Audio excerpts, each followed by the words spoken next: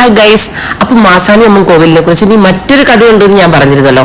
അതിനെ കുറിച്ചിട്ട് പറയാൻ വേറെ 2 പേര് വന്നിട്ടുണ്ട്. അപ്പം ഒരു അമ്മയും മകളുമാണ് അമ്പലത്തിൽ തൊഴാൻ വന്നത്. അപ്പം ആ ആൻറ്റി മകളെ കൊണ്ട് പറയിപ്പിക്കുകയാണ് ഈ ഒരു കഥ. ആൻറ്റിക്ക് പറയാനൊരു നാണവും മടിയൊക്കെയാണ്.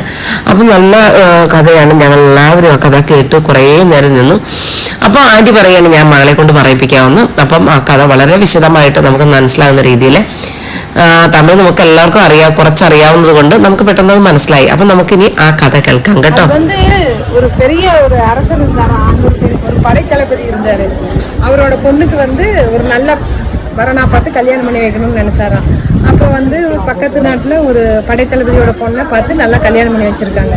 அந்த பொண்ணு பேர் சயனி. அவங்க பேரு மறந்துருச்சு அது.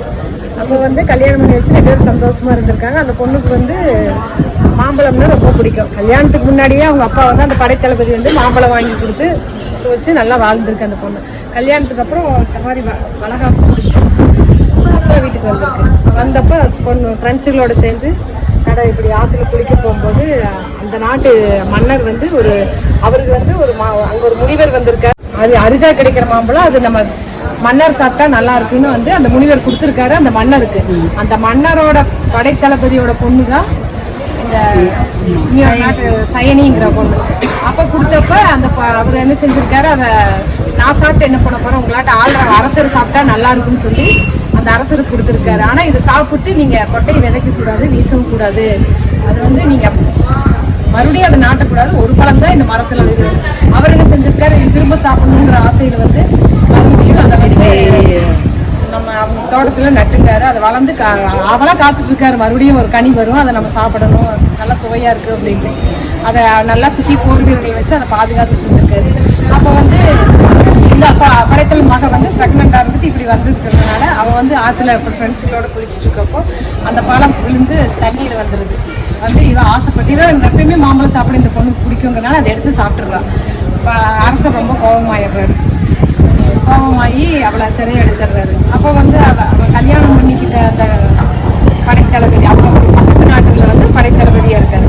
அவர் அந்த மன்னர்கிட்ட கேட்க போயிருக்காரு, ஏன் என் மனைவி அப்படின்னு. இந்த மாதிரி உன் மனைவி நான் ஆசைப்பட்டு ரொம்ப காலமாக வளர்த்துருக்கேன், அந்த மாம்பழத்தை சாப்பிட்டேன் அப்படிங்கும்போது 2 பேர்த்துக்குள்ள ஒரு இதாகி இவர் அந்த பொண்ணோட வீட்டுக்காரர் அங்கே போய் கேட்டிருக்காரு. அவருடைய மன்னரை கேட்டு போர்க்களங்களை கூட்டிகிட்டு சண்டை போட்டு ஜெயிச்சிருக்காரு. அதில் எல்லாரும் அடிச்சுட்டாங்க. இவர் மட்டும் அந்த சயனியோட வீட்டுக்குள்ள மட்டும் சேர்ந்துட்டு நான் மனைவியை கூட்டிகிட்டு காட்டு வழியாக வர்றாரு. அந்த காட்டு வழியாக வர்றப்போ அந்த ஊரில் இடையில காட்டு வழியாக வர்றப்போ அந்த ஊரில் என்ன நடக்குதுன்னா, அந்த ஊரில் எந்த பொண்ணு ப்ரெக்னெண்ட்டாக இருந்தாலும் அவங்க ஒரு அரசன் இந்த குழந்தைய வயிற்றில் இருக்க நேரம் மாதம் இருக்கப்பவே சாப்பிட்ருவோம். அப்போ இந்த மாதிரி வந்துட்டு இருக்கப்போ இந்த பையனுக்கு தெரியாது, சைனியோட வீட்டுக்காருக்கு சைனிக்கும் தெரியாது. நான் படித்த கதை எனக்கு தெரியாது. அப்போ இப்படி வந்துட்டு இருக்கப்ப அவளுக்கு இடுப்பு வலி வந்துடுது.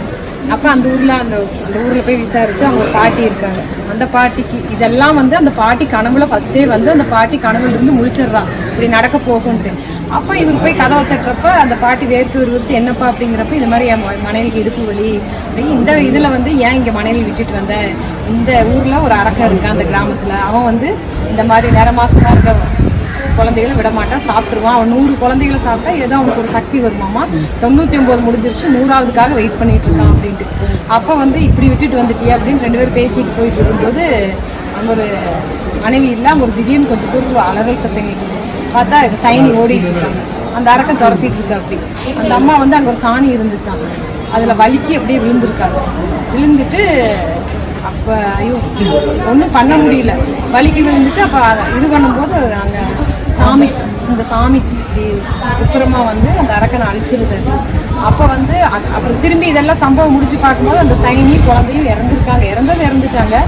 அப்போ அவங்க தான் சாமியான மாதிரி சயனி சாணியில் இதாகி விழுந்ததுனால மாசாணி அப்படின்னு பேர் வந்த மாதிரி நான் படித்த கதை, எனக்கு தெரிஞ்ச கதை ப்ராப்பராக இருக்கா அப்படிதான் சொல்கிறாங்க.